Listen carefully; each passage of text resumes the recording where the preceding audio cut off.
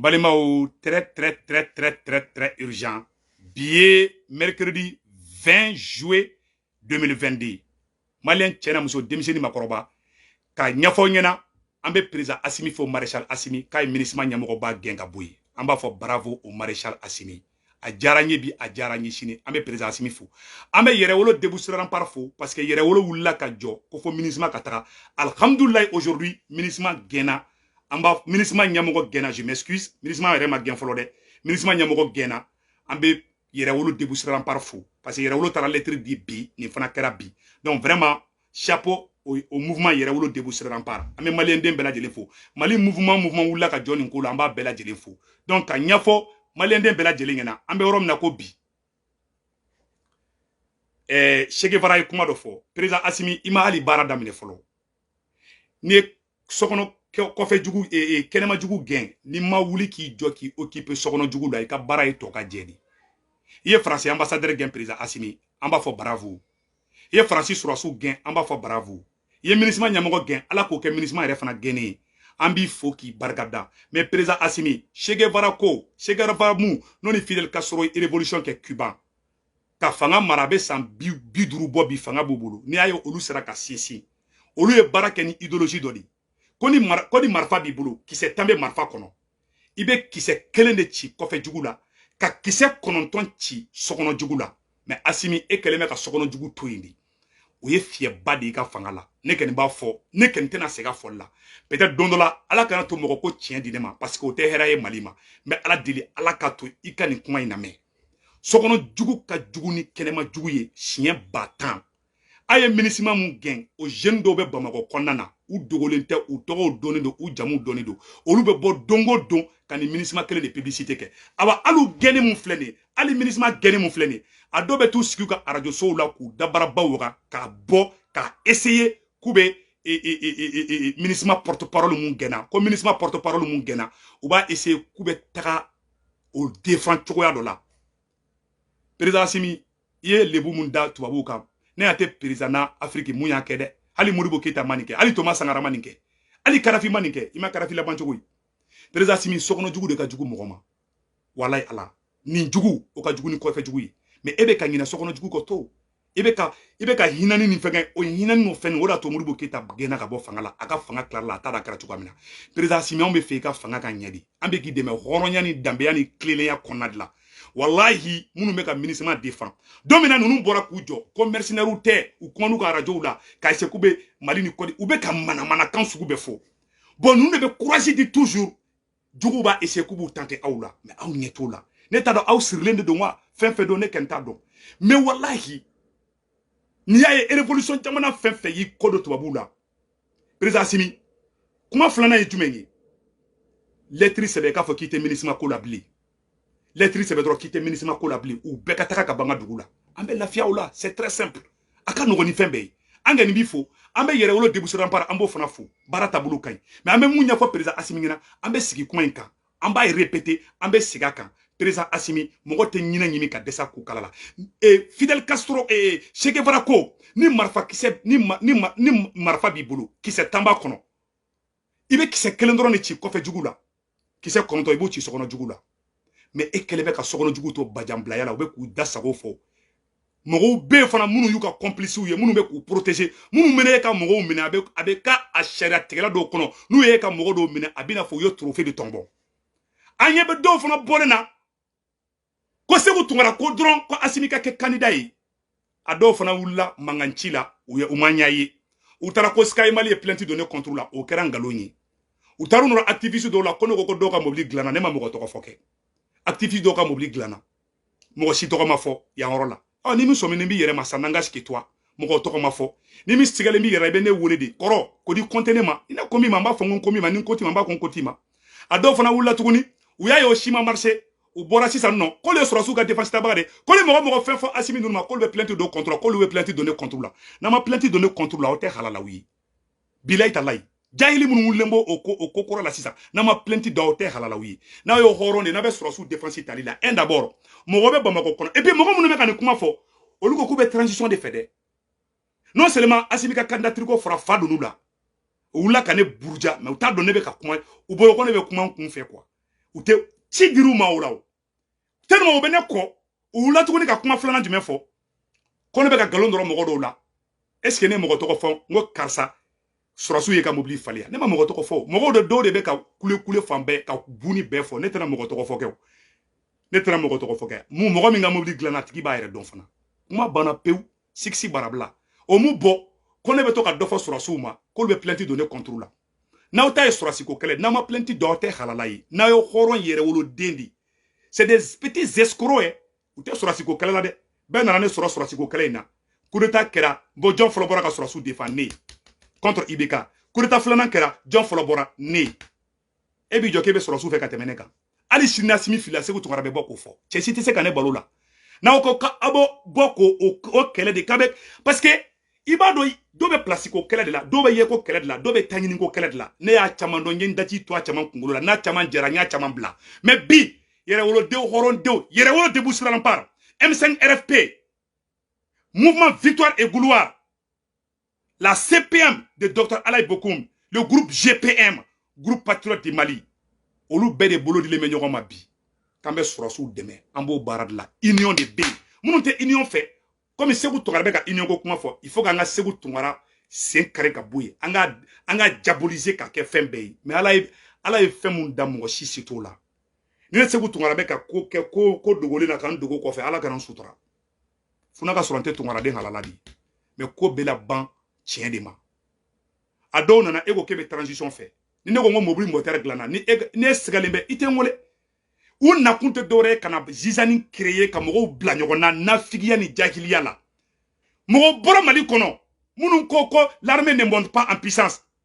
a escroc groupe minnu bɛ ka bɔ ko an bɛ surasiw de kɔ mɔgɔ tɛ fɛn fɔ surasiw ma hali sini dɔ bɛ fɔ Asimi ma n'a Asimi filila sini mɔgɔ fɔlɔ bɛ bɔ ka fɔ Segu Tunkara di hali sini ne b'o kɛ n b'a kɛ a ka ɲa di awa surasiw mɔgɔnifin jugu fɔlɔ ye mɔgɔ jumɛn ye mɔgɔ min bɛ tugu i kɔ i ko saga a bɛ bɛɛ kɛlɛ i nɔfɛ a bɛ bɛɛ gɛn ka bɔ i kɔ awa i bɛ kɛ gɔn kelenabila ye o ye jugu fɔlɔ ye e ka fɛn bɛɛ ka ɲi maga tɛ kɛ e la ale ɲɛna o ye nafigi de o ye taɲinina de i jugu filanan mɔgɔ min bɛ bila i kɔ a t'i ka ɲuman fɔ a b'i buruja o ye jugu filanan ye i nin ye mɔgɔ jumɛn ye mɔgɔ min b'i fɛ mais ni filila a b'a fɔ o de ye hɔrɔn o de ye yɛrɛwolo ye awa o tigi tɔgɔ de ko Segu Tunkara yɛrɛwolo filɛ hɔrɔn sigilen filɛ ne bɛ surasiw kɛlɛ mais ni problème bɛna s'u ma dɔrɔn ne bɛ wuli k'u défend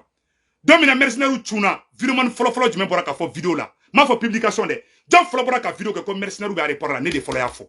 a dɔw ye ne kɛlɛ u ko k'u bɛ surasiw kɔ dɛ a dɔw bɔra ko Ivoirien a ye bɔ Segu Tunkara bɛ Ivoirien contre la Arasaka mɔgɔ m'o fɔ mɔgɔ minnu bɛ transition contre o m'o fɔ mais des escrocs cachés minnu dogolen bɛ transition kɛrɛfɛ k'olu bɛ transition fɛ n'u bɛ ka transition yɛrɛ ɲini k'u b'a ci o mɔgɔ dɔw de bɛ yen u bɛ nin baara la ji jukɔrɔ contre Segu Tunkara n'i bɛ mɔgɔ ɲini bi mɔgɔ min bɛ Mali fɛ bi mɔgɔ min bɛ transition fɛ bi i bɛ référence ta Segu Tunkara de kan ou b'a ta Ben de cerveau kan ou b'a ta Alain Bokoum kan a n'a ɲɔgɔnna si caman arrangeur chercheur anw n'a ɲɔgɔnna si caman de bɛ Maliko kɛlɛ la an tɛ sara kan ka kɛ fana après avoir tout essayé k'olu bɛ plainte don mais mɔgɔ bɔra Mali kɔnɔ ko l'armée ne monte pas en puissance n'aw ka kɛlɛ ye surasiko kɛlɛ de aw tɛ taa plainte don minnu bɛ k'a fɔ ko l'armée ne monte pas en puissance minnu ko radar ko tɛ tiɲɛ a tɛ taa plainte don olu contre la des escrocs assemblés k'aw bɛ surasiko kɛlɛ la aw ni ala bɛ surasiko kɛlɛ la n'aw bɛ surasiko kɛlɛ la minnu ko l'armée ne monte pas en puissance a bɛ wuli k'olu de kɛlɛ mais minnu bɛ ka surasiw défend bec et âme au prix de leur âme k'a bɛ wuli k'a b'olu kɛlɛ aw kan ka wele maa modèle jumɛn na des escrocs aw an bɔra aw ka yɔrɔ la k'a fɔ Asimi ɲɛna mɔgɔninfin i tɛ ɲinɛ ɲimi ka dɛsɛ a kukala la président Asimi il faut vous assumer président Asimi sokɔnɔ jugu ka jugu ka tɛmɛ kɛnɛma jugu kan i bɛ ka mɔgɔ minnu minimiser ka n'u minimiser président Asimi mɔgɔ minnu bɛ so kɔnɔ Bamako kɔnɔna na n'u bɛ ka bɔ bi ko l'armée ne monte pas en puissance n'u bɛ ka bɔ bi ko non ko nin tɛ surasiw ye ko nin tɛ mercenaires ye ko surasiw de don ko Asimi Kirita a dɔw yɛrɛ bɛ ka publication kɛ ko Asimi de taara ko ka taa Togo président deli ka Asimi k'a dénigrer k'a dénaturer aw minnu ko k'a ye surasiw ka défenseur tabagaw ye munna ma wuli ka taa plainte d'olu contre la hɔrɔn kolo a tɛ a ɲɛ t'o la o a ɲɛ bɛ Segu Tunkara de la ni nin bɛ surasiw la mɔgɔ la première marche pour le soutien aux femmes Mali kɔnɔ Mali kɔ kan crise daminɛ bi cɛ a kɛra New York yan anw de fɔlɔ kɛ Amérique yan a ba la France vive l'armée malienne anw de fɔlɔ kɛ New York yan a photo bɛ a bɛ fan bɛɛ n dɔgɔnin bɛ le cerveau yɛrɛ y'a fɔ ka vidéo dɔ la o kɛra k'aw to sinɔgɔ de la des opportunistes a bɛ bɔ bi ka diabolisation sugu bɛ k'aw échouer a bɛ sɔrɔ ka bɔ bi ko non an bɛ plainte tigɛ se n'an ma plainte tigɛ o kuma la tribunal ye aw fa tiɲɛ de ya aw de ta tribunal so ya aw de ta juge ya aw de ta avocat ya an bɛ ka kɛlɛ mun kɛ aw ni yɛrɛ wolo débouché par mouvement victoire et gloire CPM ani M5 RFP an bɛ ka kɛlɛ min kɛ wallahi an bɛ ka juge ka kɛlɛ de kɛ an bɛ ka sɔrɔsiw ka kɛlɛ de kɛ k'o fɔ ka nɔgɔ bɔ la diɲɛ bɛɛ k'o dɔn ni terroriste taara n'u ye dugu minɛ u bɛ mɔgɔ fɔlɔ jumɛn ɲini o ye kiritigɛlaw de ko ala ka kiritigɛ k'olu tɛ tubabuw ka kiritigɛ fɛ dɛ k'olu bɛ ala de ka kiritigɛ fɛ juge Sunkalo o ma minɛ ka faga terroriste bolo wa ni mɔgɔ kan ka trophée di anw ma nin kɛlɛ la o ye sɔrɔsiw ani magistrats de parce que ni terroriste ye dugu o dugu minɛ n'u ye magistrats sɔrɔ u b'a faga n'u ye sɔrɔsiw faga u b'a faga ma manteli ka se civil ma n'u ye sɔrɔsi sɔrɔ u b'a faga n'u ye magistrat sɔrɔ u b'a faga magistrat kan ka bila anw contre la magistrat kan ka bila anw contre la sauf celui qui est en mission sinon an bɛ bɛɛ de ka kɛlɛ la hɔrɔn yɛrɛwolo bɛɛ b'a dɔn an bɛ maliyɛnw de ka kɛlɛ la anw tɛ sara ka bila nin na dɛ mɔgɔ ka dɔrɔmɛ kelen tɛ ne kɔnɔ ko bɔ i ka vidéo kan a ma deli ka kɛ ni mun y'a kɛ n'i m'a fɔ n tɛ yafi ma je ne suis pas un escroc awa bɛɛ nana ne sɔrɔ ni kɛlɛ kelen de la des escrocs déguisés k'aw ye sɔrɔsiw ka défenseurs ye sɔrɔsiw bɛ ka buruja mɔgɔw bolo aw tɛ bɔ ka plainte dɔ la dɛ aw bɛ ɲɛsin ne de ma parce que dɔrɔn ne bɛ Asimi critiquer kuma dɔw la o tuma Mali sɔrɔsi ye Asimi de ya o tuma Mali ye Asimi de ya Mali ye Asimi kelen da ya awa ni Asimi filila sini ne bɛ bɔ k'a fɔ awa sɛ tɛ bɔ a fan kan mɔgɔ bɛ Asimi buruja la Mali kɔnɔ a tɛ fɛn f'olu ɲɛna o mais c'est des escrocs déguisés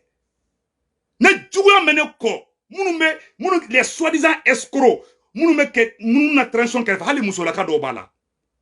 la main dans le sac o de kosɔn an bɛ mun ɲɛfɔ bɛɛ lajɛlen ɲɛna an k'an tɛgɛ di ɲɔgɔn ma an k'an kɔnɔ jɛya ko bɛɛ bɛ laban tiɲɛ de ma a bɛɛ ni n ka diɲɛlatigɛ cɛ ko n ye nkalon minɛ de walayi tiɲɛ bɛ sara la ka na di awa ko bɛɛ bɛ laban tiɲɛ de ma yɛrɛwolo débouché par je suis de cœur avec vous bi an bɛɛ bolo de dilen bɛ ɲɔgɔn ma bi an bɛɛ ko de kan bɛ Maliko kɛlɛ la bi mais bi an bɛɛ ka victoire bɛ ka segin bi minnu tɛ bɛn fɛ minnu tɛ fɛ mɔgɔ ka fara ɲɔgɔn kan o bɛ ka t'u don viromani lagasa dɔw la ka se ka mɔgɔw dénaturer ka mɔgɔw bɔ ɲɔgɔn na fara ɲɔgɔn kan tɛ denangolon dɔw arranger dɔw fana bɛ mission de la ka na kini ɲagamiya na ka na bɛnbaliya c'est à dire que bɛnbaliya créer an ni ɲɔgɔn cɛ ils sont en mission Asimi il faut faire beaucoup attention Asimi i jugu ka ca i senkɔrɔ trop Asimi mɔgɔ bɛ dunu ni baara ta k'i fasa da n'i bɛ jugu saraka bɔ a do fɔlɔ ma c'est des escrocs anw de b'a ye yɛrɛwolo wulila ka kɛlɛkɛ fari da est-ce que mɔgɔ bɛ se ka kɛ Asimi fɛ ka tɛmɛ Belle de cerveau kan mɔgɔ bɛ se ka kɛ Asimi fɛ ka tɛmɛ Belle de cerveau kan Belle de cerveau ko MINUSMA bɛ taga de diyagoya ni jɛ mais a tɛ Asimi contre la mais souvent an fana kan ka sira de yira sɔrɔsiw la mais des escrocs minnu b'a la aw de bɛ sɔrɔsiw fɛ ka tɛmɛ anw kan coup d'état première heure la jɔn fɔlɔ bɔra kalama Belle de cerveau jɔn fɔlɔ wele ko coup d'état kɛra Segu Tunkara viremani bɛɛ la jɔn fɔlɔ bɔra ka i ni di ala ma ko coup d'état kɛra Segu Tunkara a bɛ se ka kɛ sɔrɔsiw fɛ ne ya a bɛ se ka kɛ sɔrɔsiw fɛ ne ya voilà des gens u b'an senkɔrɔ mais an bɛ mun ɲɛfɔ a bɛɛ ni ala cɛ an bɛ mun ɲɛfɔ bɛɛ lajɛlen ɲɛna bɛɛ k'i hakili to ɲɔgɔn na bɛn a bɛ kɛ tiɲɛ de kan mais ni escrocs b'aw tu la a y'u yira dɛ ni mɔgɔ min bɛ bɛn fɛ bɛɛ ka bɛɛ to yen ne tɛ mɔgɔ contre la dɛ dɔw de bɛ ka ne kɛlɛ parce que dɔrɔn n ko Asimi ka kɛ candidat ye a digilen bɛ dɔw la minnu yɛrɛ bɛ transition kɛrɛfɛ k'u bɛ transition fɛ dɛ a dɔw ye n wele téléphone yɛrɛ la bilahi talahi non Segu Tunkara n kana kɛ tan mais ne tɛ kuma n kun fɛ o n bɛ dan o yɔrɔ dɔrɔn n tɛ kuma wɛrɛ fɔ ka fara o kan je sais pourquoi j'ai dit ça et j'ai dit au meilleur moment aussi ne tɛ bɔ n kun fɛ o a tila ko ne bɛ bɔ n kun fɛ ne tɛ bɔ n kun fɛ o n bɛ dan o yɔrɔ dɔrɔn na hakilima tɔw b'o faamuya u bɛ transition kɔ bilahi talahi u tɛ transition in fɛ a dɔw ko non Asimi kuma man ka fɔ sisan non parce que a man d'u ye de u tɛ fɛ a ka kɛ Segu Tunkara y'a fɔ mais a juguya wulilen bɛ ne kɔ transition yɛrɛ kɛrɛfɛla ka tɛmɛ diɲɛ yɔrɔ bɛɛ kan donc an bɛ mun ɲɛfɔ bɛɛ lajɛlen na an bɛ dugawu kɛ ala ka hɛrɛ kɛ Mali ye maliyɛn den si kana décourager bɛɛ k'i bolo di ɲɔgɔn ma an k'an ka Maliko kɛlɛ in kɛ le combat est déjà gagné an bɛ yɛrɛwolo fo an bɛ fɛngɛ fana fo président de la république fo bi bɛɛ bolo bɛ ɲɔgɔn bolo mouvement victoire et gloire yɛrɛwolo débouché par la CPM de docteur Alain Bokoum ani groupe GPM groupe patriote du Mali ani M5 RFP ala de le symbole de la chasse à Ibeka donc an bɛ bɛɛ fo an bɛɛ bolo bɛ ɲɔgɔn bolo bi wallahi ala bɛɛ bɛ ka baara kɛ ɲɔgɔn fɛ bi bɛɛ bɛ ka Mali yiriwa bi bɛɛ bɛ ka Mali sankɔrɔta bi awa bi an bɛɛ bolo minnu tɛ bɛn fɛ olu de bɛ manamanakan fɔ la kɛrɛfɛ olu de bɛ menaces la kɛrɛfɛ mais a tɛ ɲɛ u bolo ils ont déjà ils sont awa bɛɛ tigɛr'u la bɛɛ y'i daji t'u kun cɛmancɛ la Ala ka barika don Mali la